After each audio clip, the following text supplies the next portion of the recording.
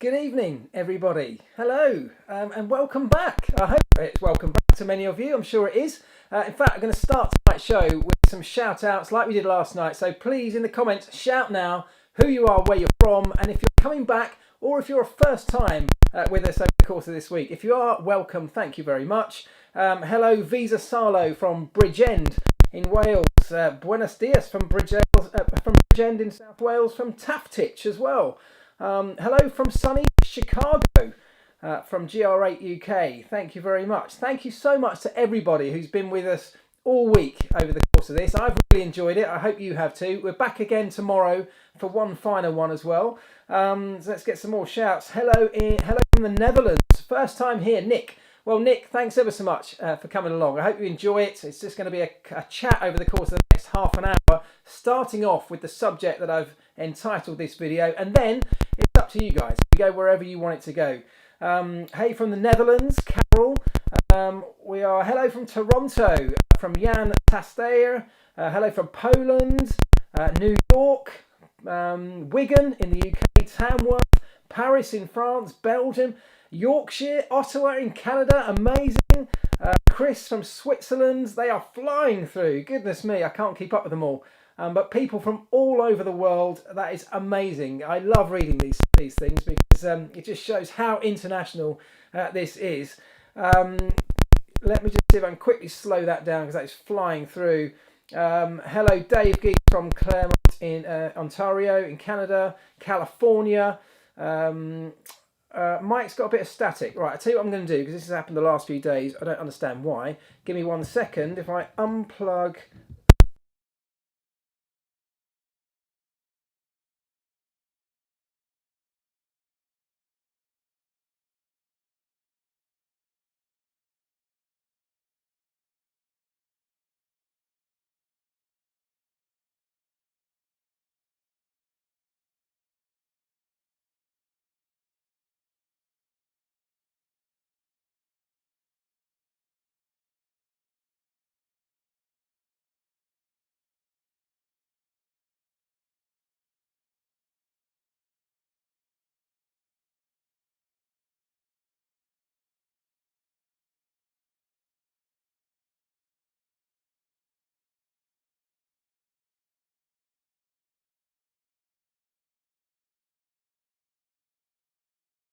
I think I'd have the hang of this now, wouldn't you, by Thursday? Sorry, I know that the audio disappeared. I was just unplugging my main mic because it's got a bit of crackle. Don't understand why that is, but we're going to have to live with it. So hopefully you've got me back in terms of audio anyway, even if it's not perfect. Right, let's get the show underway. Thank you again very much to all of you who've joined. We're going to start the show by talking about the idea of brand new teams coming into Formula One. And the reason that I'm starting the show on this subject is that there was a news story that cropped up on the Seedstream app that I use every day, that popped up this morning, which was about one of these brand new teams, nothing that's brand new in terms of we haven't heard it before, but a new team that is talking about coming into Formula One. Now, we've heard lots of teams talking about coming in, but with what's happening in Formula One right now in terms of the new regulations, but on top of that, what's happened just recently in terms of the budget cap being really quite slashed, it could be a real genuine possibility that we might get at least one more team. Let me read you the headlines from this particular story and then we'll get the discussion going, and I want to hear from you on this, of course. This is the Panthera Team Asia. So this is a team based in Asia that was talking about coming in when the new rules came in 2021. Now that's been pushed back to 22. They think they're going to be pushing that back to 22 as well. But he says, we were already aiming for 2022 before the current crisis hit, and we're still looking for that way in. We have a group of people working on the car, doing some preliminary work on the aero side and continuing work with investors. We're waiting to see what happens with F1 because more and more people are talking about the possibility of being able to buy a car from another team, i.e. customer cars. So we'll have to wait and see what happens. Now, the reason I wanted to talk about that was because of what's been happening, because of what we've been talking about here over the last couple of days, that budget cap getting lower and lower, the potential idea of being able to buy a customer's car makes it way more attractive now for a startup team like that to come in. and enter Formula One. The barriers to entering Formula One become much lower. What I want to know from you is that simply a good thing? Because it does look like a good thing on the face of it, surely. More teams on the grid makes a healthier Formula One, doesn't it? Or are we making it too easy to get into Formula One, where pretty much anyone with 100 million quid, any old guy with 100 million quid can turn up and race in Formula One? What do you think? Okay, don't think so. Too much costs, and the gap to the big three are too great. Also, there was a story that teams need to buy in for 100 million. More teams, I hope so. 24 cars would be great, from Aziz Gumus. So 24 cars would be great. At the moment, we've got 20 cars. I think 24, we've got a maximum of 26 within the current regs, but 24 would be lovely. Any more than that, I don't know. But the point that we've got to keep looking at here is we've got a very real threat of losing teams.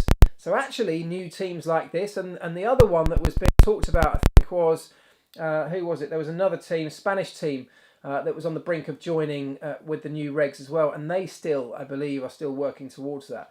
We may need these teams to bump the grid back up to 20 if the worst case scenario hits and we lose some teams from the sport. So in my opinion, we really should be encouraging this as long as the new teams are good, are quality. That's what we really want to focus on, in my opinion, that we get quality cars, quality drivers and quality teams. Nexus AOR 22 to 24 cars is perfect. Absolutely, but how do we guarantee that we always have around that number? Because the threat of teams leaving seems to go up and down by the day right now. I still think the idea Racing Point spending less than Williams is garbage. So that was from last night's conversation. I mean, open for debate, that one. Campos Racing, thank you, Nexus AOR. Campos Racing was the other Spanish team talking about coming in. Good to have some new competition. Would potentially bring in new fans to expand the fan base, but we still need to keep our current teams as well, says Dave the F1 Fish. Yeah, absolutely. We can't focus wholly, and this is the balance that Formula One has to find. By lowering the budget cap and lowering the barriers to entry to Formula One, what we don't want to do is upset the long-standing big teams that have propped up our sport for so long. And I know that we shouldn't pander to Ferrari, and I'm certainly the first one to say we shouldn't be pandering to Ferrari's quit threats or whatever they come up with. But Ferrari and teams like Ferrari have invested a lot in our sport. And if we take it away from the way that they've always operated and move towards something that's relatively cheap and relatively easy to get involved in, does that risk upsetting some of the big manufacturers that might want to play up against other manufacturers, not necessarily against the kind of garagista type things? And I'm not sure we're going to get back to that, but you know what I mean. The more the merrier, says Ash Doroshenko. Customer cars means depending on suppliers who can pull out, says Omega 2021. Yeah, it does. That's a very good point. If a manufacturer team pulls out of the sport whilst it's supplying customer cars, you don't just lose one team from the grid, you lose potentially 2 or 3 or more, however many they're supplying. That's a really good point. Is the 107% rule still a thing, from KPBS? It is. It doesn't very often come into play, and if it ever does come into play because of some extreme set of circumstances, generally what happens is all the teams will normally agree to let that car race. So we don't necessarily see it activated very often. Dan Rogers, love to see more teams. Williams are struggling. I'd hate to lose them, says Kev Straw from Monochrome Racing. Yeah, I think we'd all hate to see Williams, to lose Williams from the grid, wouldn't we? I think it's a very real threat, unfortunately. But not just Williams, unfortunately, right now. It's a very real threat across the board. I hope they survive, and I hope they can come back to some kind of slightly more successful period. Before we go too much further, I want to read you, it's on here, I want to read you the results of the poll that I did, because as I've done every night this week, I asked you guys for your feedback from a poll that I conducted on YouTube earlier on. Let me just refresh my screen. My question tonight was, a new Formula One team, Panthera Team Asia, is hoping to join the sport in 2022 when new rules come in. My question was, should we be pushing for more new entrants as a priority for Formula One? And the options were, yes, we want more quality cars and teams on the grid. No, 20 cars is good, we should focus on keeping the ones we have, or not sure, let's discuss it later. And the results are in, 734 votes. Overwhelmingly, 81% of you said yes, we want more quality cars and teams on the grid. So there's something else to react to. Overwhelmingly, people saying we want more cars. And I know that's, again, it's a very simplistic question that I put on the poll there. But do we want, how do we filter out the really good quality teams, drivers, operations from teams that might scrape their way onto the grid because they happen to get a rich sponsor on board, but may not add anything to the show, potentially even detract from the show if they really aren't up to Formula One standards, and maybe won't last very long either, which could be detrimental to Formula One. Would like an engine partner come in with teams? Teams come and go, but only 4. Sorry, that's Taftich in Wales. Says he'd like another engine manufacturer to come in because we've only got 4 at the moment, and if one of them leaves, they take away, like with the customer car thing, they take away their engine and also any of their customer engines too. Really good point. It would be great to see more power unit manufacturers getting involved. The problem that we've got there, from their point of view, is that we're still continuing to use these incredibly complex, incredibly expensive hybrid power units, and I can't see us moving back away from those in the short term. The budget cap doesn't work in the same way for an engine manufacturer, and if you're going to come in now, given that in 2025 we'll be changing to a different type of power unit, that's an enormous investment for a power unit manufacturer to want to make for a relatively short period of time, when it may not even be that relevant technology to the next generation of their road cars anyway. A bit of a dilemma that Formula One has right there. But if we do lose somebody like Renault, I know they're only going to be supplying themselves next year, but that leaves just 3 power unit manufacturers on the grid. That's not a very healthy state for the sport to be in. Ideally, 3 or 4 new teams, says Philip. Sorry, I missed the end of your question there. New teams may stand a better chance with the budget cap, unlike Marussia and Caterham, says Nick9737.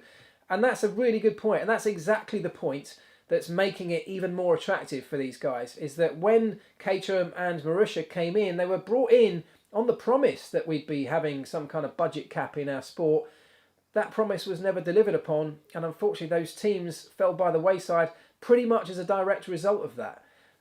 So now what we're doing is we're bringing in a budget cap. We're trying to split the revenue more evenly across the field as well. It's far more attractive now for a new team.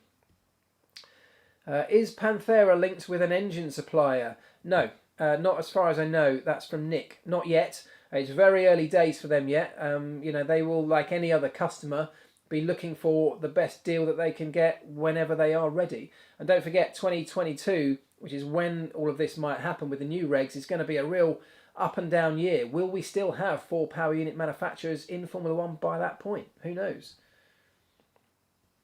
Get Virgin back. Omega 21. Yeah, don't think that's going to happen at the moment, do you? RF1 engines going to be 2-stroke in the future, says Arzim Magic. They may well be. That's a very real possibility. It's just something that's being looked at and investigated right now. I've done some videos on it. There's a huge amount of progress been happening in 2-strokes. They are definitely not the old smoky, whiny things that you've seen running around in the back of a scooter. Technology's moved on a huge amount, and it could be something that Formula One might find very interesting and be able to develop even further, perhaps with some kind of eco-fuel. Is Panthera a Chinese team? They are Asian. I don't actually know if they're Chinese. I'm not 100% sure on that one, sorry. I heard that Panthera is going to be a Renault B team from Vasco Moura. Haven't heard that one. Don't know, and I think we need to make sure we got a Renault A team on the grid by 2022. Is probably the bigger priority. Sandy Barnes, Dallara chassis. Dallara chassis, what, for Panthera perhaps? It could well be. Look, Haas have used this new business model, which is a stepping stone towards where we're going to be when we've got a budget cap and the next Concord agreement that's being talked about right now. The way that Haas works, for those who don't know, is that they don't have a huge big factory. They don't do much of the manufacturing themselves. They outsource it to Dallara. Dallara, Italian racing car company that make chassis for loads of different categories of racing. They make the Haas Formula One chassis. They do it, licensed for Haas, which is why they're allowed to be a constructor. But that model can work, of course, for other teams like it's worked for Haas. In a business sense, that's been a very successful way for Haas to operate. And they had some success on track in the first couple of years, didn't they? First year. Graham Briggs says, just ask Rich Energy if we can have new teams on the grid. Yeah, good point. How bad do you think the drop in oil prices will negatively impact interest in Formula E if gas prices sink to an all-time low? That's from Joe Painter. I don't think it will. I think it's going to be a hiccup in terms of the electric car market. There seems at this point, and I think it's very temporary, I think oil prices will almost certainly go back up once this is over, and so I don't see it being a long-term threat to Formula E or the electric car industry.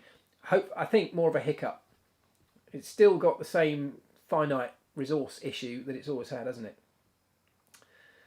I personally think if Panthera comes into the sport, it will be with Honda from Duck BPC. Could well be. I mean, look, if they're an Asian team, they may want that kind of link, but these things are so up in the air right now. Decisions like that won't have even been discussed at this point. At the moment, it's a feasibility study. They are working on a design of a car, so that's a step that they've taken that shows a level of commitment, which is great. I don't think they've got as far as engines yet. I know the audio's weird. I'm sorry if the audio's not perfect. Somebody said it's to do with the autofocus. I don't know. I'm still working out the tech with all that. I know I'm a tech guy, but I'm not a tech guy when it comes to this gear here. So I'm still figuring it out. I apologise if the audio is not great. If you could choose one team to return to the grid, which would it be? Jessica Johnston. Oh my goodness, that's a really good question. I'll tell you who it would be. It would be March. Yeah, I'd love to see a team like that from the 70s come back. A team that was all about fun. That'd be awesome, wouldn't it? How about you? Which teams would you guys like to see come back? Mark, how would a new team go about building up its mechanic management team? Perhaps a good time to do so now, if there will be layoffs from Amiga 21. You are busy, Amiga 21. Thank you for your questions. That's a really good point, though, isn't it? Another team on the grid also means more job opportunities. And I've talked on here before about how if we're going to start doing things like customer cars, where you're buying in the technology from another team, that puts a lot of people in one team potentially out of work, doesn't it? It starts to limit the numbers that each team is going to have. The budget cap will certainly do the same. So an extra team or two on the grid will provide further opportunities. It also provides further opportunities for drivers and for engineers to ply their trade, which is also a great thing. Here come the team names. Lotus, Tyrrell, Jordan. Of course you want Jordan back. Arrows, Hesketh. I mean, yes, Hesketh would be a fantastic team, wouldn't it? Get Tyrrell back, Brabham. What with Eccleston running the show? Jordan would be awesome. Williams. Harsh. They haven't gone yet. Okay, yeah. I mean, all of those teams. Brawn. I mean, what a story Brawn was. Perhaps that's perhaps another video in there. Brawn, what an amazing story. One hit wonders, but my goodness, what a hit. Toyota powered, Williams engineered Lotus from Owen Sparks. Nice dream team there. Nice mix. Okay, let's see. Jaguar. Jaguar is one of the most disappointing Formula One stories, in my opinion. They should have been so good. They got it so wrong. Ligier. James Jarvis. Maserati. Wow. There's been talk of that in recent years, haven't there? That Ferrari might bring that name. They chose to go with Alfa in the end, didn't they? But Maserati, maybe one day. A Jordan with tongue firmly planted in cheek. Yeah. Okay, right, where are we? Let's get into a couple more questions. What incentives could the FIA provide new teams, in your opinion, from Marios? Well, I think that's exactly what they're doing. They're providing incentives right now with the rules that they're dreaming up, with the next Concord agreement that's being agreed right now between all the teams. It's all with this kind of thing in mind. And if you remember when Liberty came into the sport and they set out, I've still got the press release somewhere, they set out this list of objectives that they had now that they were custodians of Formula One. One of those objectives on that list was to bring in more engine or power unit manufacturers and more teams onto the grid. Although it's been put somewhat on the back burner, this now at the next Concord Agreement step is the opportunity to do that. And that is what they're working really hard to do. So the incentives are a lower budget cap. That doesn't necessarily make it cheaper to enter Formula One, because some of the teams will still enter on a lower budget than the budget cap. But it does mean that the gap between wherever you sit and the leading teams is lower than it would have been today, where the top teams are spending $350 million. There's an enormous gulf between somebody like that and somebody like Williams. So those are all incentives right there. That's exactly what they're trying to do. Does the budget cap work when a new team is working on their first car a year earlier? No, it doesn't. It only kicks in once they sign the Concord Agreement and sign up officially to Formula One. So in theory, like right now, these two teams that I've just mentioned, they have total freedom to spend and do whatever they want. They're not restricted by anybody at this stage because they're not a participant in the Formula One World Championship. Only when they do that, when they sign up, are they then governed by the rules of the sport.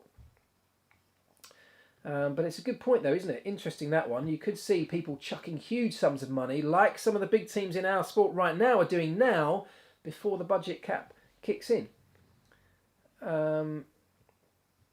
Will Ferrari factory team racing in WEC? Will there be a Ferrari factory team racing in WEC or IndyCar, or will it hurt F1 if they do that? Sorry, that's from Nexus AOR. Will F1 will lose exclusivity on a Ferrari factory team if they go and race in other series as well? Does that matter? Does it matter if Ferrari go and race elsewhere as well as Formula One? In my opinion, it doesn't. I don't think. My personal opinion is Formula One could easily survive without Ferrari. And I know many people will disagree with that. I think we can. I think it will take a hit and it will be a different Formula One. But I think it'll survive. Formula One's bigger than Ferrari.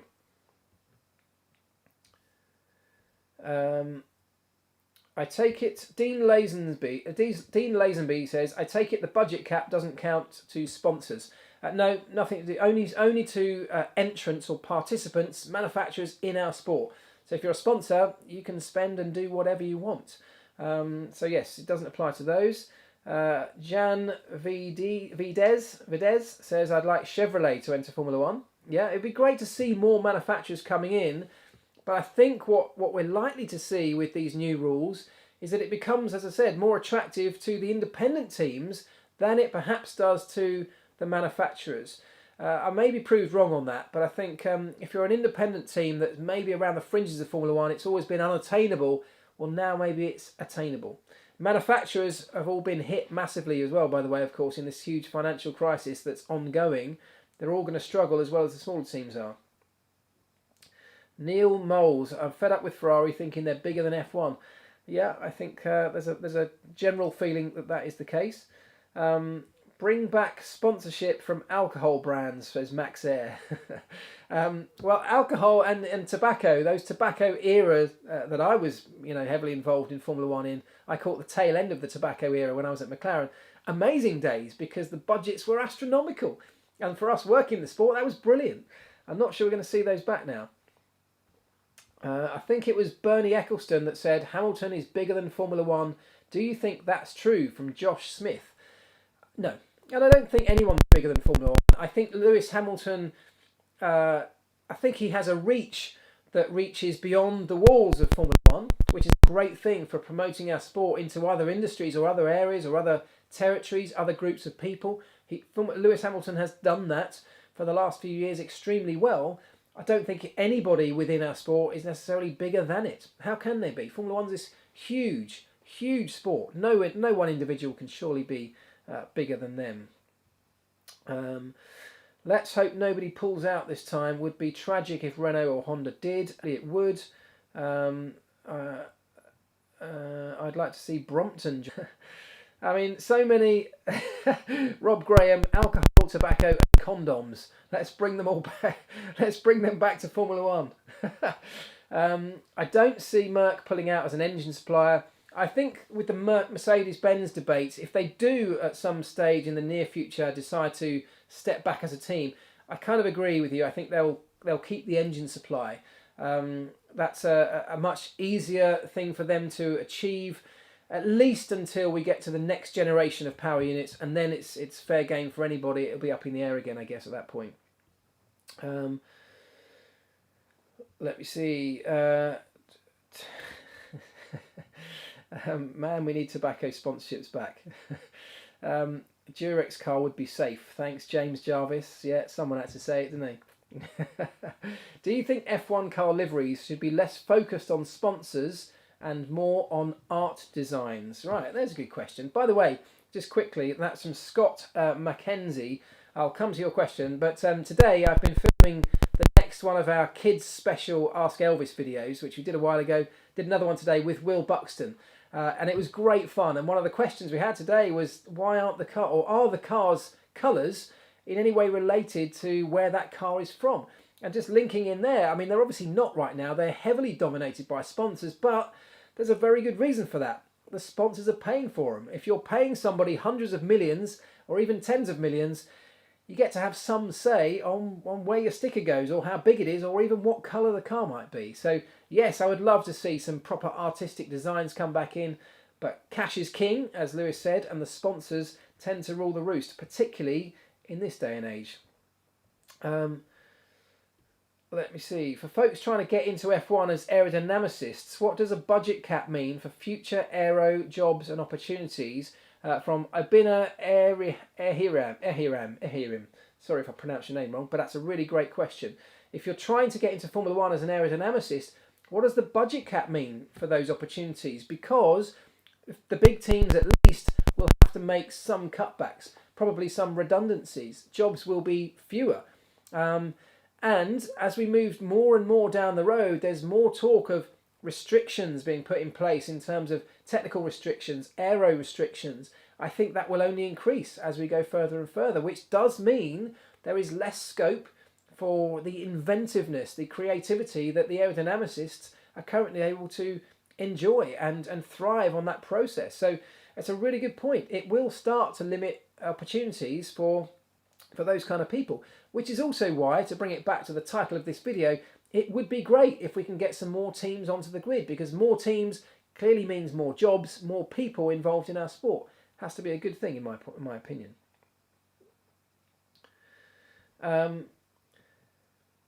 Okay, what's with this new eco mindset going on to reduce F1 to pathetic engines? I'd hate to see the return of the Honda Earth car sponsorship going widespread in F1. Horrific, from Chris A. Yeah, it was pretty horrific. Let's not focus too much on sponsorship and liveries, because that's totally out of anybody's control. James Howe says, freeze on internal combustion engines and hybrid units only allowed a set amount of developments with its regulations being opened up. Okay, so open up the regs, but only allow a certain number of developments. I think that's what you're suggesting there. That could be interesting to breed some more creativity, but you have to be careful as to how many of those you're able to have. And one thing I've touched on in a number of videos, and I stand by, and I really would love to see this happen, and it may well do in the future, is now that we're going to be governed by a budget cap, why not really relax some of these technical regs? A lot of the technical restrictions are in place to save money, but if we're going to be governed by a budget cap, just let the teams spend whatever they want within that budget cap on whatever they want. Let them decide what's most important to them. Open up the engineers to have some freedom and creativity. Obviously, safety's got to be paramount. But look, if they can do whatever they can do within a budget cap, that's brilliant. We could see some real creativity back in the sport. Right, we are, blimey, it's nearly 9:30 again. How's this happening? It flies by. I really do enjoy these, by the way. I hope you are. I'm loving it. But it does now fly by. I'll do one more question. If the budget keeps getting smaller and regs get more stringent, will it suck the life out of Formula One? Says John Jedison. Well, that's another argument, isn't it? Because if we start to bring the whole of Formula One back down a level towards the sort of Formula 2 level, and I'm not suggesting we're getting close to that yet, but as we start to bring that down, the gap between the formula below it and the top tier Formula One becomes smaller and smaller. And there's a great argument, and in fact I stand by the argument, that Formula One should be the very best, the pinnacle in terms of drivers, cars, engineers, all of the people, the facilities. It should be a standout, absolute pinnacle. And we can still do that on a budget cap, but if it continually is getting smaller and smaller, we do run that risk. I totally agree with you.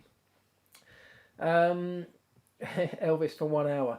Look, as I said last night, I would love your feedback. Lots of you have given me feedback on these live streams, because where we go from here will be totally up to you guys. I mean, if you want, I don't know what you want. If you're loving this, if you could do this every night, tell me. I don't know if I can, but I'd love to know your opinions on it. If you want to do this one day a week, but maybe for an hour, or a couple of nights a week for half an hour, maybe one night after a Grand Prix when we get going again. I mean, any of those suggestions, fire them in, and obviously I'll take them all on board. Yeah, so Casper Winding, let's finish up with this one. 84% reduction in Formula One's income for the first quarter of 2020. You may have seen that news today, with no races happening in the first quarter. And bear in mind, there were only a couple of races ever going to happen in the first quarter, because they didn't happen, together with everything else that's gone on in Formula One. An 80% reduction in their income over last year, an 80% loss. And since that first quarter, obviously there's been nothing since. So the Q2 readings are not going to make for much fun reading either. So Formula One really suffering. Chase Carey been on the phone to investors today to say that he thinks they can survive. They're in a good position. So even if we get no racing, they will survive. Formula One is big. Liberty is big. Way beyond the scope of Formula One. They are big. I think we will survive it. It's just that it's going to be a difficult spell for them. And if it's difficult for them, imagine how that knock-on effect is going to happen, be facing by some of the teams without sponsorship, without race income. So they're doing all they can. I do know that Liberty are stepping in. Someone said to me recently, Bernie Ecclestone would have never let this happen. He would have stepped in to pay teams and make sure they're going to remain on the grid. Well, Liberty are doing that. Liberty have made many advance payments to lots of teams and have promised a certain level of income to those on the grid to try and help them survive, because of course it's in their interests to keep teams on the grid as much as it is for the teams. Right, there we go. I think we better leave it there, because it is half an hour gone, although I probably could keep going all day. King Borelli, F1 dead by 2030? Come on, really? F1's not going to die. F1 is not under threat of dying, in my personal opinion. It may look very different in a few years. It's not going to die. It's a huge global fan base. We are all part of this. We all have a passion for racing at the end of the day. If we can get great cars onto a grid with great drivers, I'm pretty sure we'll all watch it. Right, listen, let's leave it there, because otherwise I will get addicted and I'll keep going. Thank you so much. I really, really appreciate it. Genuinely, I mean that. The video that I filmed with Will Buxton will be on the channel on Monday. That'll be this week's Ask Elvis. It's a really, really good one. I've loved doing it. Some really cute kids from all over the world and some great questions as well. And of course, Will was brilliant. I'll be back here tomorrow night doing exactly the same thing for the final time this week, 9 o'clock. So set your reminders. I'll think of a topic. If anyone has a topic they want to suggest, by all means, ping that over to me on any of the social media channels or here on YouTube. Have a great evening, guys. Stay safe, look after each other, and hopefully I'll see you tomorrow. Ta-da!